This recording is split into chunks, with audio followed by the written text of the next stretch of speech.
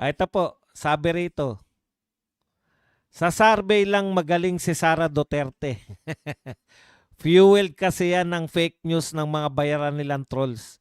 Magsabi nga kayo ng landmark project niya tulad ng Angat Buhay ni BP Lenny.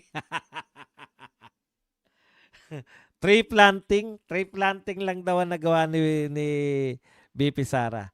Alam mo, Lampara Project, the Lampara Project. Alam nyo, yung sinasagot ko rito, mga hindi tao, di ba? Paano yung mga alias, paano yung mga, kasi mga trolls to mga to. Alam mo, pagbibintangan mo si Sara Duterte, kaya daw mataas ang rating ni Sara Duterte, no? Kaya daw mataas ang rating kasi fueled by fake news ng mga bayaran trolls. Okay. Alam nyo, kontra-kontra na po utak nila eh. Sinasabi nila, mahina na mga Duterte. Humihina na yung suporta sa mga Duterte.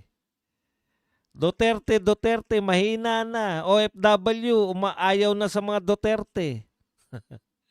Ang dahil lang sinasabi, no? Ah, sa madaling salita, humihina na raw yung suporta ng Duterte. Tapos sasabihin nyo ngayon, makapangyarihan dahil sa fake news, makapangyarihan yung mga bayaran trolls, hindi po nagtutugma. Ikalawa, alam na alam natin na ang may control sa media, hindi po mga trolls lang ang kontrolado nila. Media mismo. Ang may control sa media mismo, yung administrasyon ni BBM. Administrasyon ni BBM. Ikalawa, sino ang totoong may bayaran trolls? Duterte ba? O yung anti-Duterte? Kitang-kita po natin, di ba? May 50 million na nawawala sa PCO. Pambayad daw sa mga trolls. Kita po natin yan. Ang dami po, lagana po yung mga trolls kung saan-saan. Sila po ang maraming bayaran trolls. Mga Duterte po, hindi po marunong magbayad ng trolls.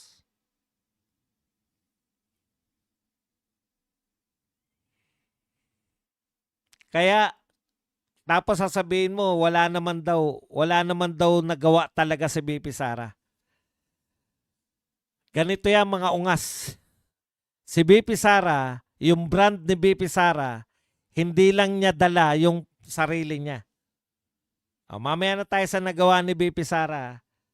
Yung brand muna ng Duterte. Ang dala-dala ni BP Sara ay brand na Duterte. Kasama lagi si Tatay Digong. Hindi nyo pwedeng ihiwalay si Tatay Digong sa mga kay Sara Duterte. Dahil ang tagahanga ni Digong, supporter ni BP Sara. Ano yan? Tagahanga ni Digong, supporter ng ibang tao? Utot nyo. Kung gaano kagaling si Tatay Digong bilang presidente, natural, aapaw yan kay BP Sara. Duterte effect. Kaya hindi nyo matalo-talo si BP Sara sa survey. Duterte effect. Ano po yung Duterte effect? Naranasan nating lahat kung paano maging presidente ang Duterte. Hinahanap-hanap ng mga Pilipino ang leadership ng Duterte. Hindi nyo kami mapapaikot na kaya mataas si BP Sara dahil sa mga fake news. Utot nyo, anong fake news ang pumabor kay BP Sara? Sige nga, anong fake news ang pumabor kay BP Sara? Yung nagnakaw. Sige, magbigay kayo ng fake news na pumabor kay BP Sara. Na pinag-usapan ng lahat tapos pumabor kay BP Sara. Actually, ang nagpapalaganap ng fake news, kayo eh. Yung mga kalaban ng mga Duterte, yung mga anti-Duterte, ang nagpapalaganap ng mga fake news, katulad ng Madriaga, katulad ng walang katapusang confidential fund, na wala naman nagsabi o wala namang ebidensya, testimonya man o material evidence na nagtuturo kay BP Sara na ninakaw niya yung confidential fund. Pero patuloy po kayo. O, sa inyo naman, anong fake news ang nag-benefit si BP Sara? Wala. Kung nagbe-benefit si BP Sara dito sa flood control issue, hindi fake news yan. Totoo yan. Nagbe-benefit ba si BP Sara sa kapalpakan ni BBM? Siyempre. Pero malaki rin benepisyo ni BP Sara sa popularidad ng kanyang ama. Hinahanap ng tao ang Duterte kind of leadership. Di ba? O, eto na lang. Punta tayo kay BP Sara. Tanggalin nyo si Tatay Digong. May pagmamalaki po ba si BP Sara? Opo. Before Duterte, before po mamuno ang mga Duterte, ang Davao City po, hindi po kasama sa top 10 na pinakamaunlad na syudad sa Pilipinas. Ulitin ko bago pamunuan niya ng mga Duterte, syudad po yan Davao City pero hindi po siya kasama sa top 10 pinakamayaman.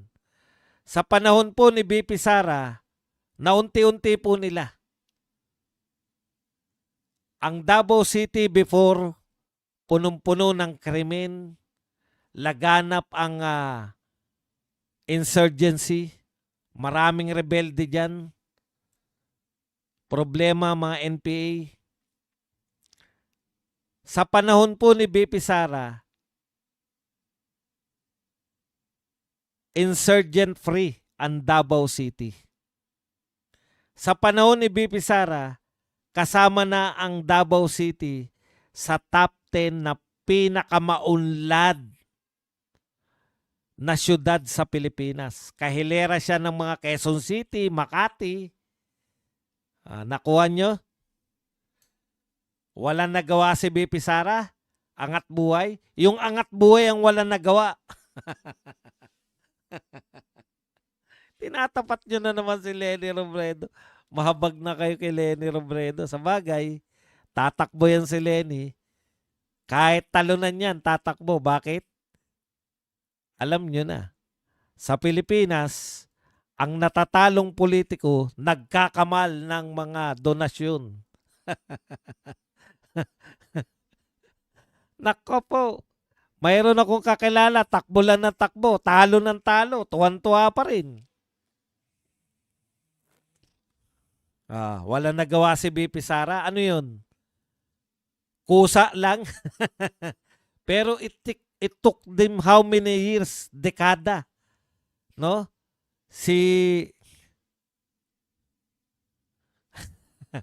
Doble bonus mo nga. Ikaw ba magbibigay bonus? Magbibigyan mo ba ako ng bonus? Doble daw bonus ko eh. Bukod pa doon, yung Davao City ay walang utang. Masyado.